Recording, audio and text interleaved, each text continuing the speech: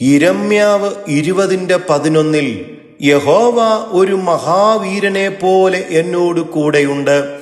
ആകയാൽ എന്നെ ഉപദ്രവിക്കുന്നവർ ഇടറി വീഴും, അവർ ജയിക്കയില്ല എന്ന് എഴുതിയിരിക്കുന്നുവല്ലോ.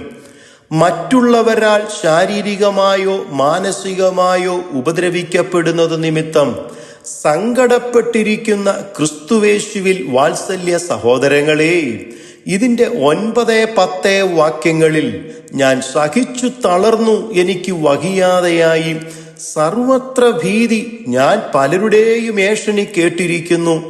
നാം അവനെ തോൽപ്പിച്ച് അവനോട് പക വീട്ടുവാൻ തക്കവണ്ണം പക്ഷേ അവനെ വശത്താക്കാം എന്ന് എന്റെ വീഴ്ചയ്ക്ക് കാത്തിരിക്കുന്നവരായ എന്റെ ചങ്ങാതിമാരൊക്കെയും പറയുന്നു എന്ന് പറഞ്ഞിരിക്കുന്നത് പോലെ, ഇന്ന് നിങ്ങളും നിങ്ങളുടെ സങ്കടങ്ങൾ നിമിത്തം എനിക്കിനിയും ഇത് സഹിക്കുവാൻ കഴിയത്തില്ല, ഞാൻ മടുത്തു എന്ന് പറഞ്ഞ് ജീവിതത്തോട് പോലും വെറുപ്പ് തോന്നി തുടങ്ങിയിട്ടുണ്ടെങ്കിൽ 1 ശമൂവേൽ 12:22 യഹോവ തന്റെ മഹത്തായ നാമനിമിത്തം തന്റെ ജനത്തെ കൈവിടുകയില്ലെന്നും ആവർത്തന 31:6 നിന്റെ ദൈവമായ യഹോവ തന്നെ നിന്നോടുകൂടെ പോരുന്നു, അവൻ നിന്നെ കൈവിടുകയില്ല, ഉപേക്ഷിക്കയില്ല എന്നും 8-ാം വാക്യത്തിൽ യഹോവ തന്നെ നിനക്ക് മുമ്പായി നടക്കുന്നു, അവൻ നിന്നോട് കൂടെയിരിക്കും എന്നിങ്ങനെ പറഞ്ഞിട്ടുള്ളതിനാൽ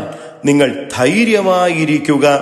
നിങ്ങൾ ഇന്ന് സങ്കടപ്പെട്ടും നിരാശപ്പെട്ടും ഇരിക്കുന്ന പ്രശ്നങ്ങളിൽ ആരും സഹായിപ്പാനില്ലാതെ നിങ്ങളുടെ പ്രിയപ്പെട്ടവർ പോലും നിങ്ങൾക്ക് വിരോധമായി സംസാരിച്ചു കൊണ്ടിരിക്കുമ്പോൾ യഹോവ ഒരു മഹാവീരനെ പോലെ നിങ്ങളോട് കൂടെയുണ്ട്. ആകയാൽ നിങ്ങളെ ഉപദ്രവിക്കുന്നവർ ഇടറി വീഴും, അവർ ജയിക്കയില്ല.